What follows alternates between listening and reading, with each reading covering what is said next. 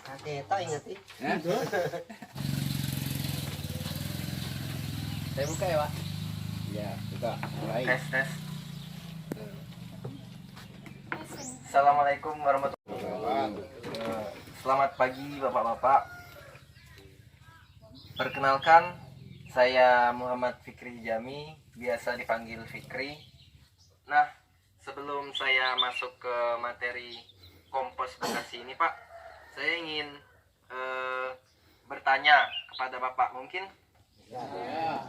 Nah, biasanya itu kalau Bapak-bapak sapinya itu kan punya kotorannya. Itu kotorannya di apakan dulu, Pak? Langsung ditabur aja, nggak ada campurannya. Oh iya, itu pupuknya biasanya ada ini, Pak. Bapak tunggu dulu sebelum dikasih ke tanaman atau bagaimana, Pak? Ya kadang Pulang dulu. Belum dikumpulkan dulu. nanti. Oh, berarti nggak pas panas-panas nggak langsung ya, Pak? Saya pada pagi hari ini, pada pertemuan pagi hari ini ingin menyampaikan penyuluhan dengan judul yaitu pembuatan kompos jenis Bekasi dari kotoran sapi, Pak. Nah, di sini semakin tahun semakin kesini kan tanahnya itu tingkat kesuburannya makin berkurang, Pak. Nah, dengan kompos ini insya Allah tanah yang dikasihkan kompos ini akan kembali subur. Tapi walaupun penggunaan kompos ini tidak langsung sekali kasih kompos langsung subur, tapi setidaknya sedikit demi sedikit kalau dikasih terus dengan memanfaatkan kotoran sapi yang ada di rumah Bapak di kandang tersebut dapat dimanfaatkan untuk menyuburkan tanah. Kompos Bekasi ini insya Allah akan memaksimalkan kotoran yang tidak dipakai itu, Pak. Dan juga kalau Bapak biasanya menggunakan kompos itu kan ditunggu, nggak dipakai senyawa-senyawa kayak M4 dan molasses ini, Pak. Jadi kalau dengan ini zat yang didapatkan dari komposnya lebih banyak, Pak. Kedua, yang selanjutnya itu bahan, Pak. Nah, yang bahan yang pertama itu yang paling penting itu kotoran sapi, Pak. Nah, kotoran itu tidak hanya kotoran sapi sebenarnya, tapi karena judul skripsi saya kotoran sapi, jadi pada kegiatan pagi hari ini saya lebih memanfaatkan kotoran sapi, Pak, untuk bahan utamanya. Nah, yang kedua itu E4, Pak, ini, Pak. Nah, untuk E4 ini untuk 1 ton kotoran sapi yang akan dijadikan pupuk kompos boros di E4 nya, Pak. Jadi untuk rekomendasi saya 1 ton kompos itu 1 liter saja supaya biaya pembuatannya tidak terlalu mahal gitu, Pak. Kemudian ini, Pak, ada molasses. Nah, untuk takarannya sesuai rekomendasinya juga sama dengan E4 ini, Pak. Jadi 1 tonnya itu 1 liter molasses. 25 kilo ini ya 1/4 kilo lah. Nah, untuk molasses ini, Pak, kan tadi kan E4. Nah, E4 ini untuk mempercepat bakteri yang ada di kompos ini menguraikan kotoran sapi tersebut menjadi kompos. Nah, yang pertama itu, Pak, langkah pertamanya itu kita siapkan alat dan bahannya. Yang seperti saya sampaikan tadi ada ember, ada sekop. Kalau butuh gembor boleh, tapi biasanya pakai menurut Bapak sudah rata aja gitu, Pak.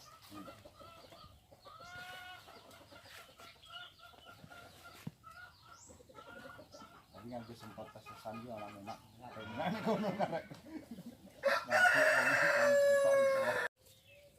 Apa ditutup atau kalau nggak ada tutup boleh disaung, tapi yang ditutupi sama atap gitu, Pak, biar nggak langsung kena hujan sama kena sinar matahari gitu, Pak. Nah, kemudian ini kira-kira 3 minggu jadi gitu, Pak. Minimalnya paling lamanya paling cepatnya 3 minggu. Nah, untuk ini ciri-ciri yang kalau sudah jadinya itu ini nanti nggak berbau lagi, Pak, ya, Pak. untuk pembalikannya kira-kira seminggu sekali itu dibalik Pak, biar yang bawahnya bisa dapat sirkulasi udaranya Pak. Nah mungkin Pak, tadi kan sudah saya praktekkan, nanti saya minta tolong bapak-bapak untuk praktekin yang dua ini Pak. Boleh langsung coba Pak.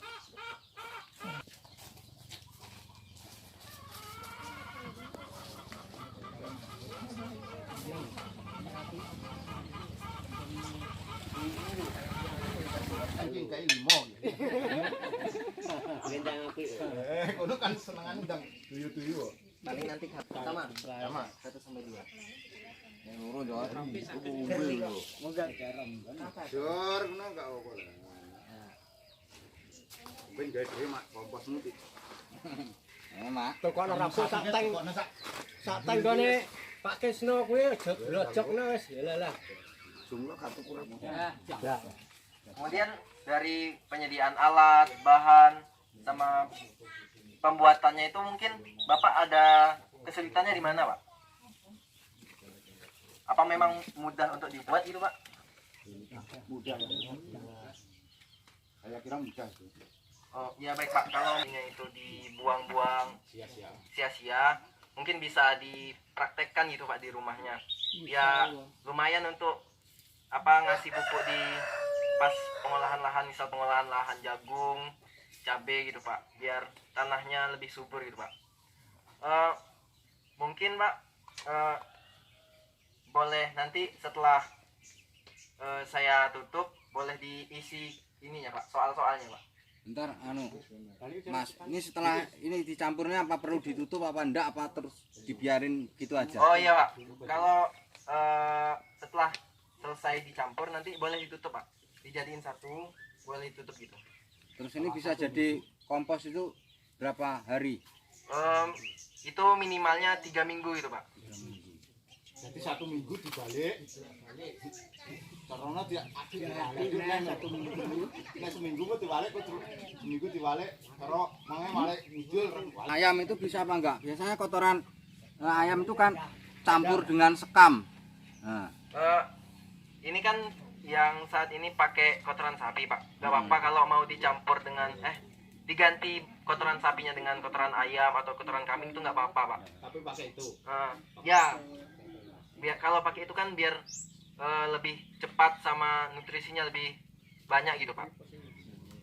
Kemudian kalau mau ditambah kayak sekam padi atau batang-batang jagung gitu boleh Pak. Tapi dicacah-cacah dulu. Biar lembut. Ada pertanyaan lagi Pak? Jamin ya benar. terus misalnya sekam ya. Misalnya itu enggak dibuat sekam, langsung dicampur itu pengaruh apa enggak? Apa buat arang? Gak apa-apa, boleh. Teman saya juga biasanya buat di Bangka Belitung gitu Pak. Malahan sekamnya itu teman saya bawa sekamnya taruh di kandang sapinya, terus biar sapinya tidur di situ atau kencing atau BAB di situ Pak. Nanti baru diambil, nggak apa-apa Pak, nggak perlu bakar dulu, nggak perlu dijadikan arang sekam dulu Pak. Itu kan juga sebagai tambahan Pak. Masih ada mungkin yang mengganjali hati gitu Pak perihal ini. Kandang ayam itu dicampur dengan Dicampur dengan sapi. Ya boleh aja Pak. ini kompos. Enggak usah dibakar ya. Enggak usah. Nggak usah. Ada lagi Pak? Ya sekiranya kalau memang tidak ada pertanyaan lagi Pak, minta tolong diisi soal-soalnya Pak, disilang-silang aja sama identitas, nama, usia, sama saya akhiri. Wabillahi taufiq wal hidayah. Assalamualaikum warahmatullahi wabarakatuh. Waalaikumsalam.